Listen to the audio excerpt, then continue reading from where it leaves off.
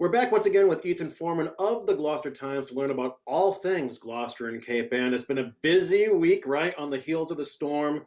We have some incredible stories to talk about. Right off the bat, though, Ethan, the story of the Bing Bing. Yeah, that is an incredible story. It's never good to write about a boat sinking in Gloucester, but in this case, it's a good story because we have three people alive. None of the boat is based in Gloucester. It's owned by Monty Rome, very well known gentleman. Is a sea clam processor with a fleet of now six vessels. And his boat went down in Scituate. Now, I didn't realize this.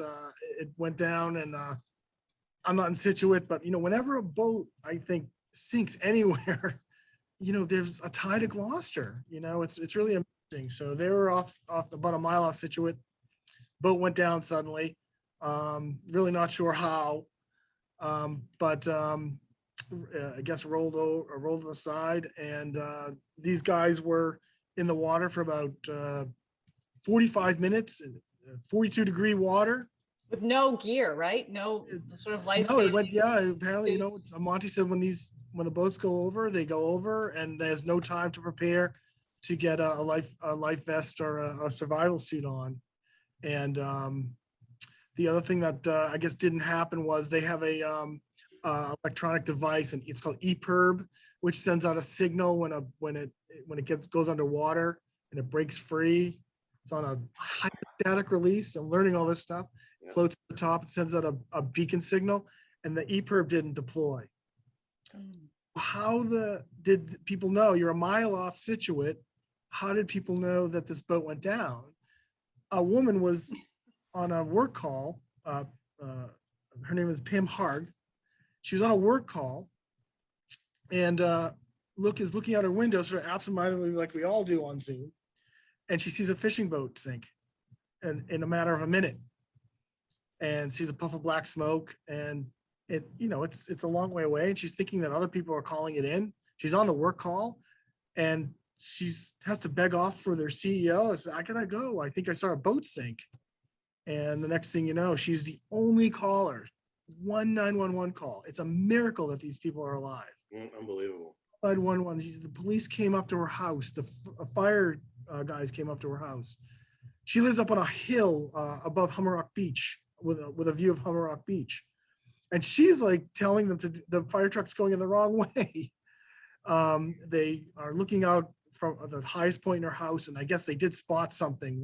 The firefighters spotted something, and they put up a drone, which was able to give the coordinates of the guys. So it's a miracle that these guys are alive. That somebody maybe it's a good thing that you worked at home on the pandemic, because she said her husband was working at home above her and didn't see anything. Wow. So it happened like that. And the strange thing is when it's only one call like that, they were very skeptical. The Coast Guard was like, "Are you sure? Are you sure? Sure." But she was able to convince them, and they did see something. And using drone technology, they were able to get boats out there to them pretty quickly. Scituate and Marshfield harbor masters, and the Scituate fireboat and police boat. Really amazing rescue. And apparently the boat's a total loss.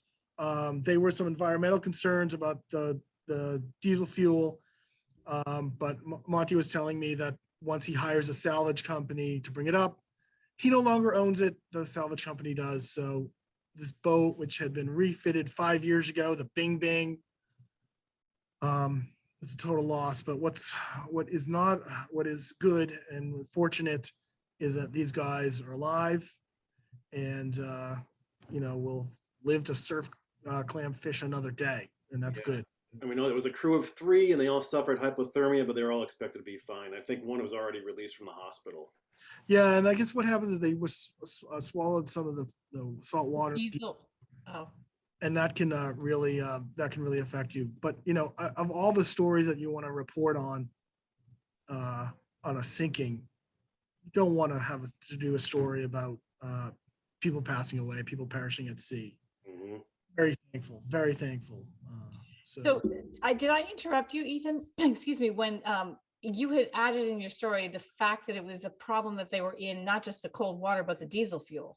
Did you say they swallowed diesel fuel, or that Yeah, was that's just? what Monty said, that you gulp in some of this, uh, uh, the diesel fuel and the salt water, and that can have an impact on you as well. Yeah.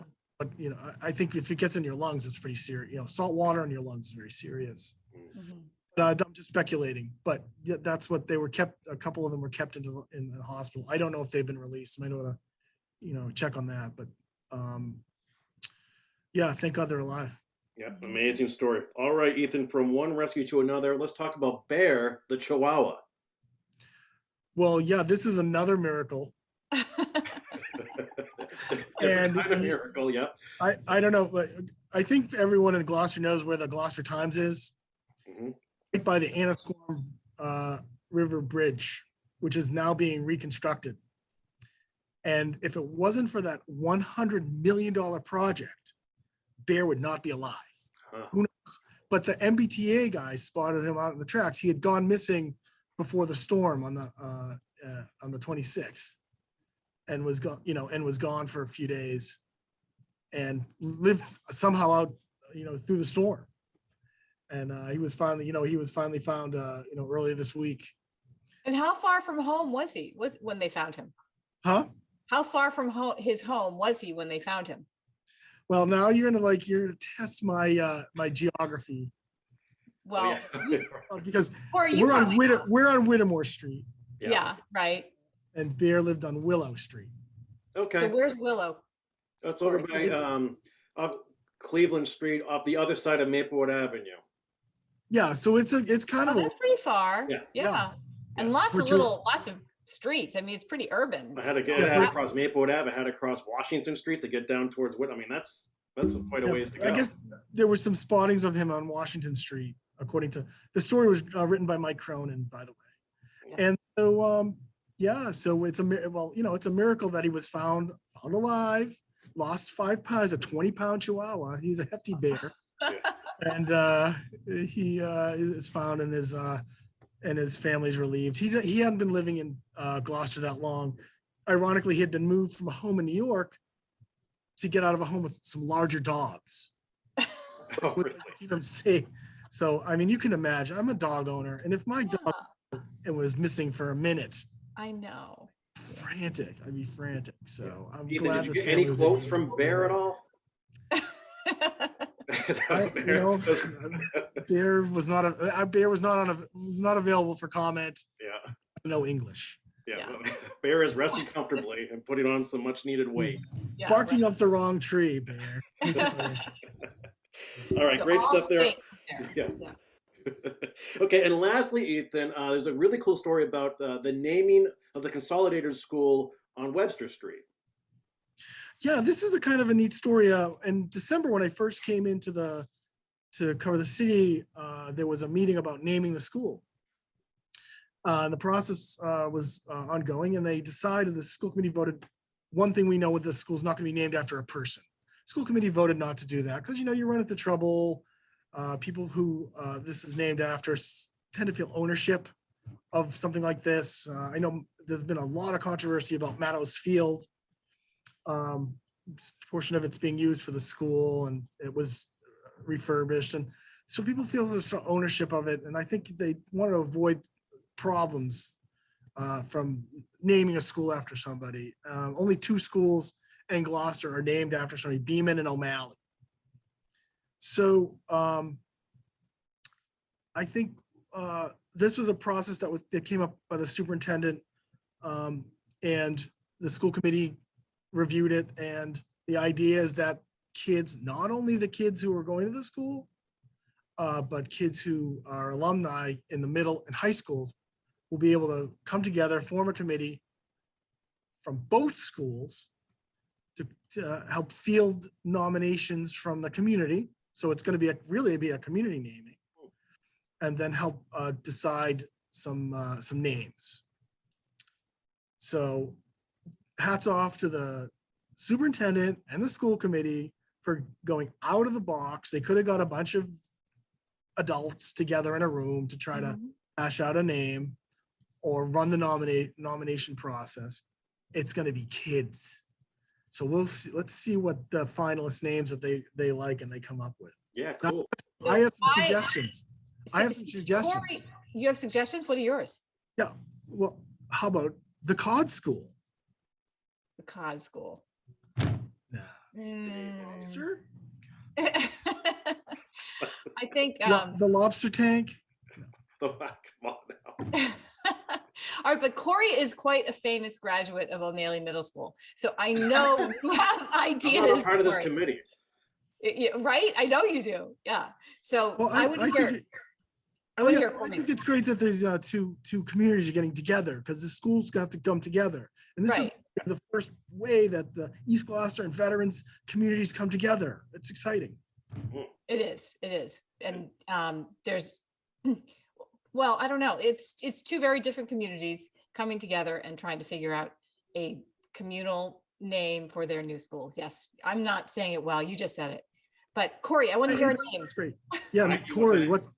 I'm just grateful that it's not Bear the Chihuahua Memorial School. That would be a problem. We'll figure something else. I don't know. This part of Portuguese Hill, that area.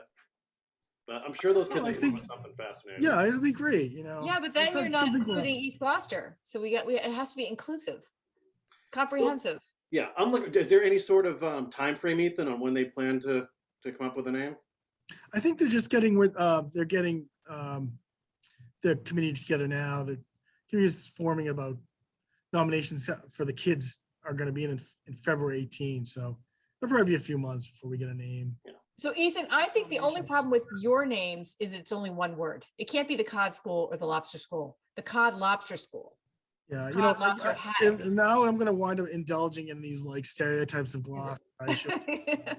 The greasy pole school, right? Well, yeah, there you go. We're getting closer. That's nighttime education there. That's the weird. I'm learning. No, it's all in good fun, I mean. Yes. Yeah. I'm sure the kids are fielding nominations from the community, and the school committee decides the name. So it's actually the community. Gloucester is going to name this. Is really going to name this school. Yeah. It's really exciting. New school projects are really exciting. Mm-hmm. Yeah. The school. Oh, progress on the school. The steel is going to be coming in shortly. Oh. Going to start taking shape. This, according to Kathy Clancy, the school committee chair. So it's going to start taking. She's going to start seeing the building. It's really exciting. It looks like a really big building from what I've seen. So very exciting project, and I'm sure these school communities come together to be great. Yeah. Agreed. Yeah, and I'm right around the corner from it. It's progressing nicely. We're speaking with Kathy Clancy on Cape Ann today. Next week, and maybe we'll follow up with some of these students about the potential name change. We'll talk to that committee. That could be interesting too. I think we should. I'm all about that. And Corey, I think you should set up a time lapse on the school so we can see it built. You just stick it out your window there. It's that could happen. It could happen. It's a good idea. We did the Christmas tree. Yeah, some of the things you might pick up over there. Hey, Ethan, thanks for your time again. Great job as always. We'll catch up with you next week. Thank you. Thank you very much. It was an honor. Thanks. Bye. This episode of Cape Ann Today is brought to you by J&L Welding.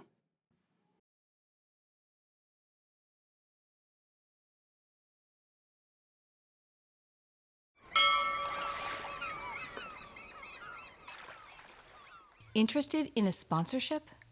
Email sponsor@1623studios.org to learn more.